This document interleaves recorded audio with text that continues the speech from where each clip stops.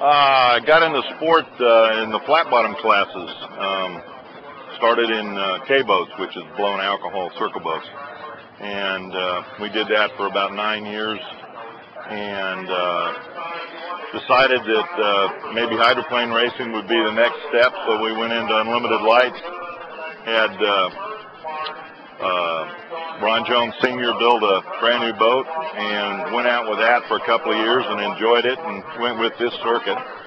And then when Steve Wimmer passed away, they had the opportunity to buy a whole complete team, which is about the only way to start. Trying to do it piecemeal is almost impossible. So in 1998, we bought the Smokin' Joe's boat, and we actually hired Jim Lucero and his entire crew to finish out the 98 season, ran the last 3 races of the year, and ended up winning in Hawaii. So after that, I was hooked. We ran 2 boats for several years, which is a daunting deal. I don't think I'd ever do it again, but decided to sell one of the teams, which the opportunity arose to sell it. And actually, my daughter is on a full-ride scholarship at the University of Hawaii playing volleyball. And so we kind of decided we wanted to take at least spend more time watching her play.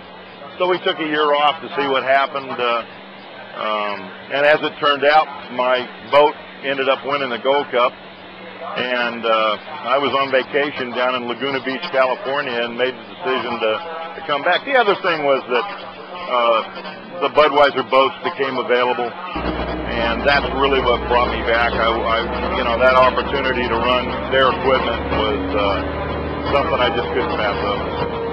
Well, I've watched it through 3 different hands, because when I started it was the UHRA, and then we were Hydroprop, and then ABRA.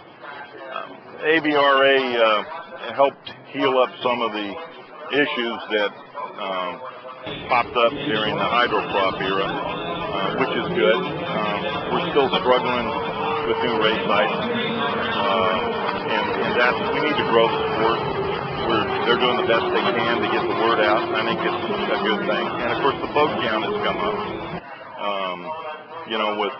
With Budweiser out of the sport, there was a lot of opportunity, both in equipment and with the ability to run competitively. I mean, this is as competitive as this sport has been probably in 20 years. I mean, we go to any given race course, and there's 6 boats qualified within 3 or 4 miles an hour of each other, and any one of the 6 boats can win the race. So that hasn't been here since the piston era. So it's pretty exciting. I hope it continues. Bug race fans, for the most part, we call them hydroplane geeks or whatever, but they're the old. They may be the kids of the group of the 70s and 80s now. They understand the sport. I think the biggest deal is trying to get people to understand the sport. If they know what makes one of these things tick, and if they understand how fast they really are. They look so big that, some people don't think they're going that fast, but when we're running almost 200 miles an hour, when we're lapping 2.5-mile race courses at 165 miles an hour, I think they can start to equate that to NASCAR, and of course, we have a skid fin and they have bank corners. It's just a matter of getting the competition out there so that, it's an enjoyable weekend. Coming out, in most places, beautiful country, on the water, and putting on great shows, and I think we're there. We've been watching Dave for about 2 years, and he's a flat bottom driver. He came from where we came from, and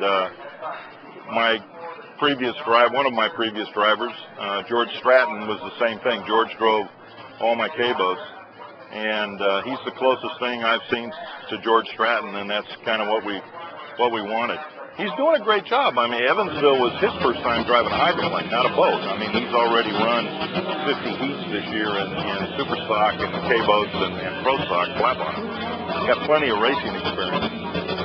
And he's learning it. He's learning it real quick. He puts the foot down and doesn't lift. So we're dedicating for the most part this whole year to him to learn what he needs to learn, and he's coming along really good. I'm happy.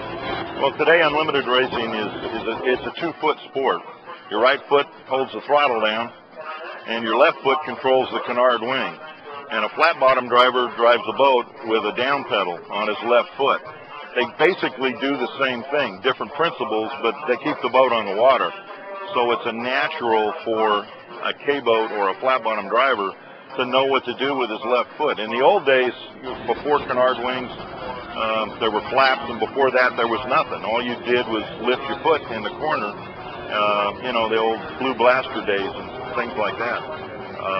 That canard now for us is everything. I mean, we're going so fast, you literally have to know how to fly the boat and have to put the boat back down in the water. So knowing what to do with your left foot is a natural thing, and these guys come out of the sport they're in knowing it. They just need to know the difference in the feel. You know, a flat bottom driver is very conscious of altitude. When his butt gets going up in the air, he's real quick to put the down pedal back down. These boats change altitude, you know, up and down from coming up on plain to rough water and so on. So it's just a matter of him to get used to the fact that when the thing rocks around and reels around, that nothing's going to happen. And the other thing is learning the skid fin, learning that when that thing hooks up, that's his best friend, is that skid fin. Turn left and just hang on. Well, Evansville was interesting for him because he doesn't, you know, not very often do you run in the world of flat bottoms anymore a tri-oval or a kink. The courses that Dave used to run are just like Madison. There are two corners on each end that are symmetrical and a long straightaway. So he's enjoying this. It's just a matter right now of him figuring out where to put the boat in the race and getting comfortable inside. When you go into unlimited hydroplane racing and you're the sandwich between three boats, and you're taking, you know, you've got to trust the guy on your inside to do what he's supposed to do and the guy on the outside to do what he's supposed to do, because all you're seeing is about 40 feet of water in front of you as you turn through the rooster tail. That's a daunting task. So that's what we're getting ready to get him to learn, and it'll take the rest of the year for him to get really comfortable.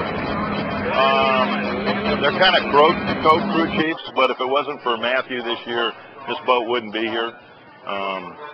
He worked his heart out.